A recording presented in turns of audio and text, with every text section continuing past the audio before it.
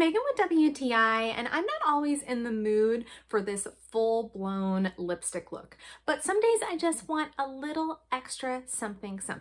And for those times, I love to use this MAC lip liner in the shade Subculture. This shade is a little bit on the lighter side, and it is this beautiful nude pinkish tone. It applies really easily on my lips, and it also has great staying power. For that reason, I love to use it not only for lining my lips, but for filling in my entire lip area. I love the resulting color so much. I find that it just looks really fresh and natural looking. Then I like to just apply a clear gloss over the liner and I'm good to go. It is great to have in my makeup bag for those days when I just kind of want to have a more minimal makeup look. Because the color is on the lighter side, I find that it is more forgiving when I'm applying it.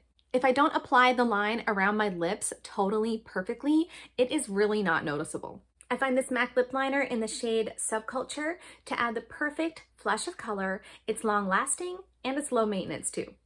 And that's my point of view.